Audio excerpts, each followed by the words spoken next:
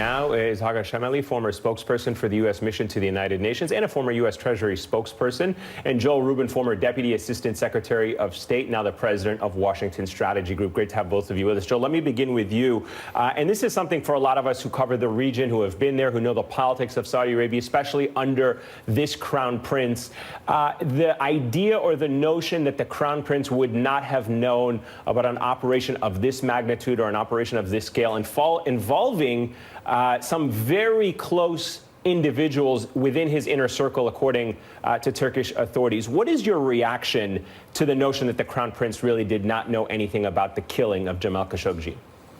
Yeah, Eamon, it lacks credibility. It means either he has lost his bearings and Saudi Arabia is in a free fall, or they're covering up. And I have to say, the Trump administration's position on this, to neither see no evil nor hear no evil related to Saudi Arabia, is very confounding and embarrassing. And it's allowing Saudi Arabia to every day come up with a new excuse or a new rationale for what took place. And none of these arguments are cutting through to the truth, which is that this individual, Jamal Khashoggi, was killed in their consulate, and they dismembered his body, and we do not know where it is, and we do not know if there will ever be accountability for it, and it's very disturbing. So let me ask you this, Haga, and the president has been asked about this, and interestingly enough, you know, early on he gave the Saudis a lot of leeway to kind of try to come up with a story or an explanation. They first said fistfights. That didn't seem to pass muster. Now they're saying it was actually strangulation, and still a lot of questions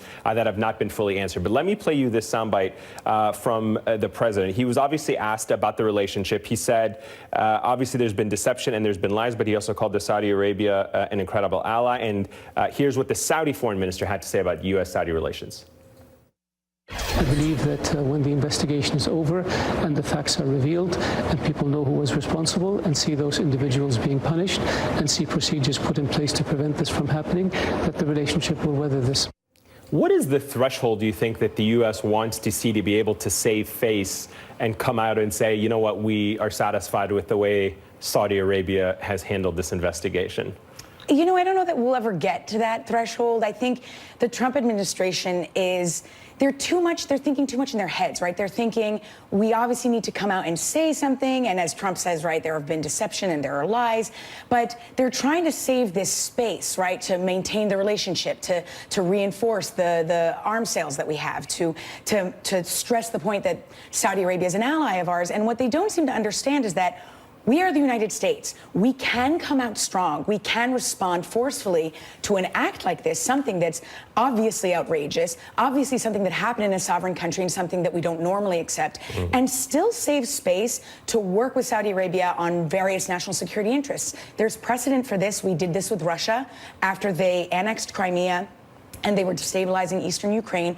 We came out really strong. I was at the Treasury Department at the time, and we sanctioned a number of Russian government officials, and yet we still worked with them on the Iran deal. And so I don't see why we can't do that in this case. So, Joel, what consequences would Saudi Arabia endure if, in fact, the Crown Prince was somehow involved, or more importantly, even if he wasn't involved, but the United States wanted to actually put its values ahead of its armed deals? Boy, wouldn't that be nice if we had our values driving some of this foreign policy. And there are several immediate consequences that could take place. And Congress has a role in this, by the way. We should mention that the Congress has put some backbone into this discussion, fortunately. But there are political consequences potentially related to the ambassador here in Washington. Maybe that ambassador should be sent home. There are economic consequences related to Magnitsky Act and potential sanctions on Saudi leadership if those individuals are found to have ordered this assassination, and then military consequences as well. We could see the Senate, the Congress immediately put a hold on any foreign military sales to Saudi Arabia. They have the power to do that, to stop these transactions. And really, so there are a lot of instruments at our disposal. But the bigger picture, and what you're getting at, Eamon, is will we have a action, a set of policies towards Saudi Arabia related to this and after this incident that really support our values and our goals. We can have a relationship with that country, but we don't have to support or endorse or cover up the kind of brutal assassination that took place. Yeah, if history is an indication to go by, I doubt that we will start doing that at any time soon. But let me pick up on Joel's point, Hagar, because you raised a really interesting point about what Congress can do. Rand Paul had a very different take about this whole situation. Take a listen to what he said. There's no way 15 people were sent from Saudi Arabia to Turkey to kill a dissident without the approval of the Crown Prince. And that's why I say we have to be stronger than just saying, oh, we're going to sanction a few of these people and pretend like we're doing something. I think we really need to discontinue our arms sales to Saudi Arabia and have a long and serious discussion about whether or not they want to be an ally or they want to be an enemy.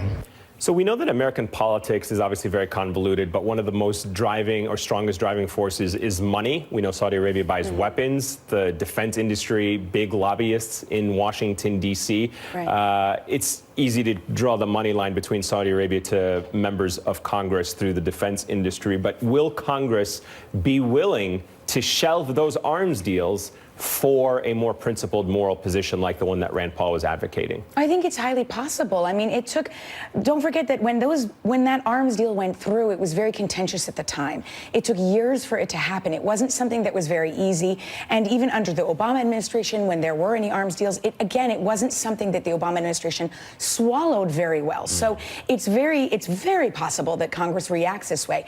You know, I understand when President Trump says, look, if we lose that deal, someone else is going to come in and sell those arms. And that's true. So we're not going to get at the heart of the behavior. But at the end of the day, the United States stands for a set of principles. We have to approach and sponsor those principles. We have to approach countries in that way and make sure that those values are understood. And so I think it's very likely. Yeah, we'll see if Congress takes it up when they reconvene. All right, Hagar, Shamali, thank you very much. Joel Rubin, always appreciate your insights as well. All right, so new tweets from President Trump.